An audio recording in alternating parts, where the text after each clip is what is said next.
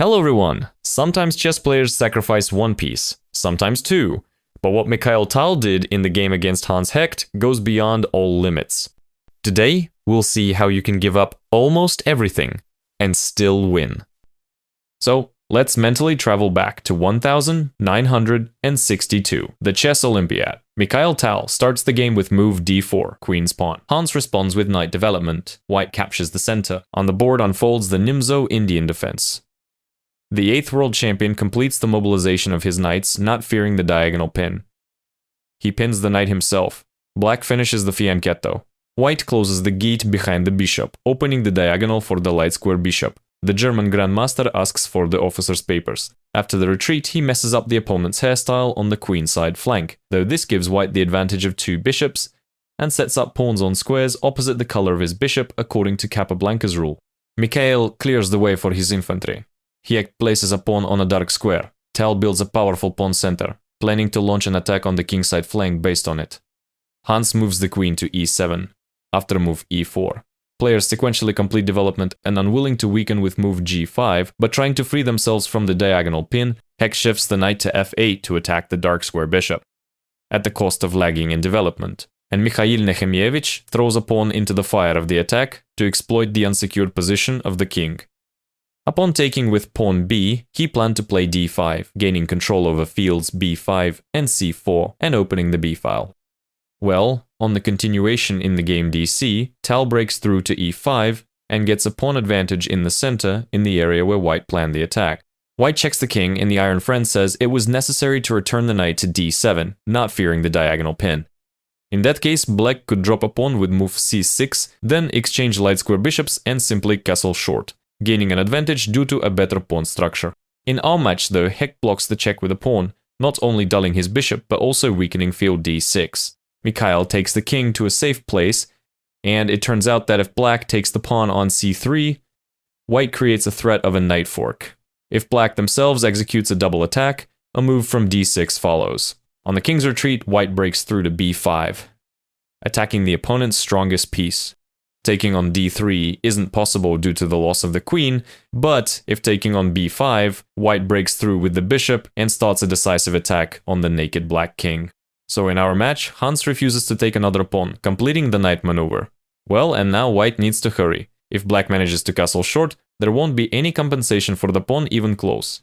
Mikhail hangs the knight, attacking the queen, and advances the central pawn forward with the idea of opening the e-file. The German chess player decided to give a fork in the interval, but Tal couldn't care less about this circumstance. He takes on f6. And in the comments to the game writes, "Stunned by the beauty of White's move, an impulsive Neichdorf kissed me at that moment." Well, Hans accepts the queen's sacrifice, Tal breaks through to g7, attacking the rook, and also planning to play rook e1. The rook moves to g8, and now follows the culmination of Tal's combination. White has 3 pieces under attack at once. It turns out that upon taking on f5, White gives a knight fork, immediately recapturing the queen. After the exchange on h4, followed by taking on g7, attacks the rook and gains a serious advantage in the endgame. The black king remains in danger, and the pawns turn into an army of invalids. If Black takes the queen instead of the bishop, White moves along the e-file, and in any case, Black has to give up the strongest piece. But besides this, White conducts a forced mating attack, showing with their bishops who owns the future here. Follows a move from g3, a move from b1, check from d3, and mate on c7. Well, Hans Hecht, though not Josef Knecht, still managed to figure out the subtleties of this glass-beat game, and in the match chose the strongest continuation, namely taking the dark square bishop. Mikhail takes the queen, and taking the bishop is bad due to a knight fork, and White recaptures the piece, gaining a big advantage in the endgame for the same reasons as in the previous variation. Because of this, in our match, Hans plays move a6. It seems White has 2 pieces under attack, and they're about to suffer material losses. Well, and here the wizard finds a swindle. He checks the king, Black executes a double attack, but White counterattacks the opponent's bishop. After taking on g7, White removes the pawn from attack. Black takes the knight, White takes the bishop, and the combination ended with White gaining a serious advantage in the endgame due to the opponent's poor pawn structure. Well, and let's look at the endgame technique of the 8th world champion. The rook goes to the open file. Black defends against invasion on the 7th rank. follows a series of checks to the black monarch to tickle his nerves a bit. Tal removes the king from the X-ray, protecting field e3. Black drops a pawn to hide the king from checks. Tal chases the knight, invades the 7th rank. Hans defends the hanging rook. Mikhail eats the pawn, attacking the rook. On the block, he puts the bishop and knight on indefinite leave and goes for the outermost pawn. Here, it was necessary to try exchanging pawns on the kingside flank, but the continuation in the match rook c8 is already a decisive mistake.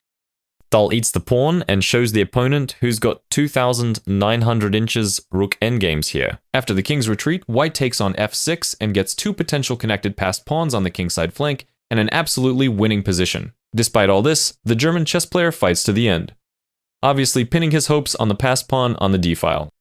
Though 2 connected passed pawns are much stronger, as for 1 pawn you can at some point even give up a rook.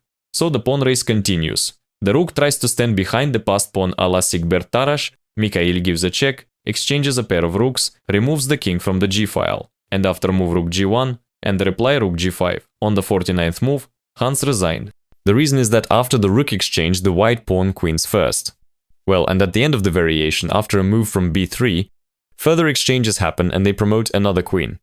That's the kind of brilliant game by Tal, friends, with a real cascade of sacrifices. And if you liked it, give it a like and subscribe to the channel.